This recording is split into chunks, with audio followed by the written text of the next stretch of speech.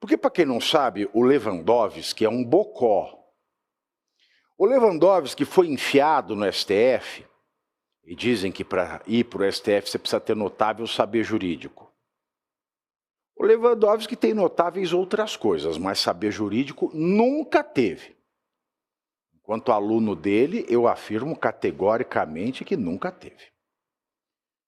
Até mesmo porque, anterior à aula dele, era a aula do maior jurista vivo deste país, que eu chamava de nomes que eu não vou repetir aqui.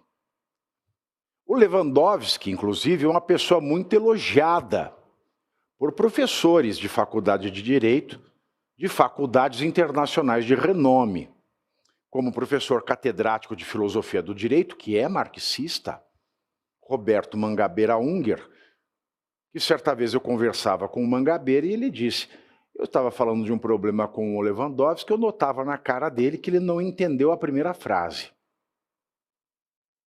Tamanho nível de estupidez deste homem. Tamanho nível de estupidez deste homem. E é assim. Como ele foi professor titular da USP?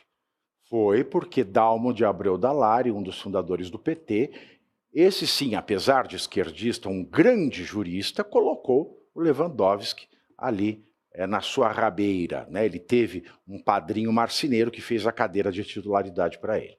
Aí ele foi ministro do STF, por razões outras também, que muito diferentes do notável saber jurídico, foram as razões que o levaram para lá, aposentou-se, e aposentou-se de uma maneira malandra. O Lewandowski se aposentou, Segré, ele ia fazer 75 anos, mas ele aposentou alguns meses antes, sabe para quê?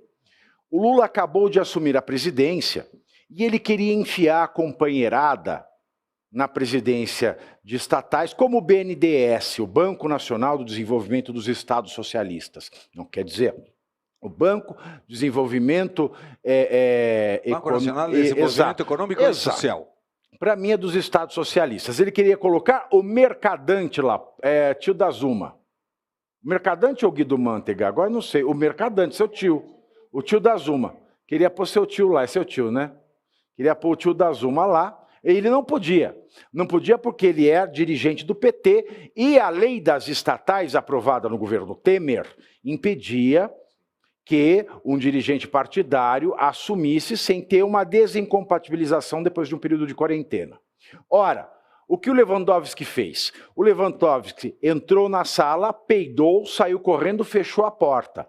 O que ele fez? Ele deu uma decisão monocrática, falou, eu revogo, suspendo a validade da lei das estatais, no que tange, pelo menos, a esse quesito. Aí o Mercadante assume, eu me aposento, e aí vai assumir o ministro que entra no meu lugar, que no caso foi o Cristiano Zanin, que não muda muita coisa, e é ele depois que vai se virar para colocar essa pauta de novo, que nunca foi colocada de volta, e a lei das estatais, que deu alguma sanidade para as estatais brasileiras que estavam despedaçadas, voltou a não valer, e é isso que a gente está vendo de novo, a exemplo dos Correios, que é esta pouca vergonha. Mas voltando a Lewandowski, então ele entrou na sala, peidou, saiu correndo, fechou a porta, assumiu o Ministério da Justiça e Segurança Pública e o primeiro ato dele como ministro da Justiça e Segurança Pública foi, lá atrás, quem não se lembra do Carnaval Louco de Mossoró? Quando teve aquela fuga de bandidos faccionados, com facções rivais ou associadas ao próprio Comando Vermelho, lá no Rio Grande do Norte, e que ele foi se justificar. Por que que os bandidos fugiram do presídio do Rio Grande do Norte? Ele falou, porque era terça de carnaval, porque era quarta de cinzas.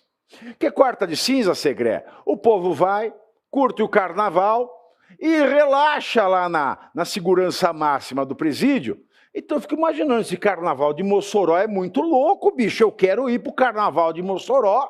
Nossa, eu vou voltar grávido do carnaval de Mossoró, do jeito que o Lewandowski nos descreve.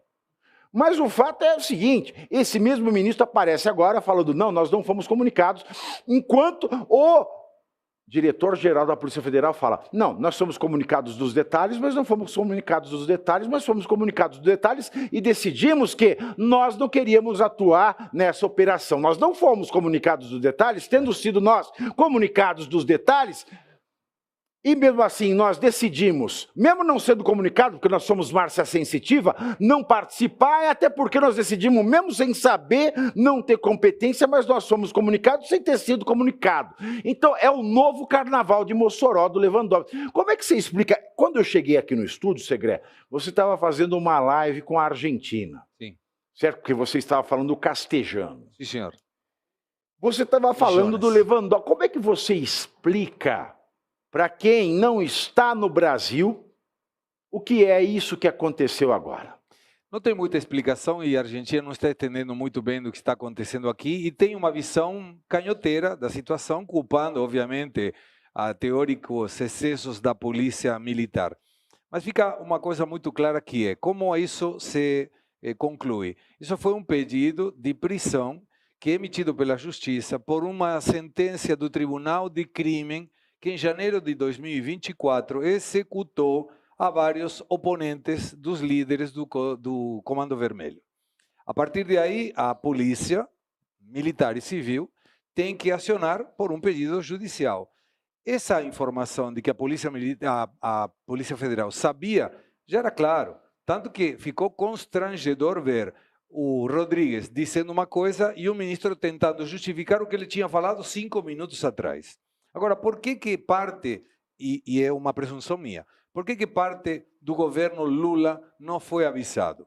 Primeiro porque 3 dias atrás, é importante lembrar à audiência, o presidente Lula na Malásia afirmou que o narcotraficante era vítima do usuário consumidor. Uma barbaridade. Ele teve que se retratar, mas a fala já estava dita.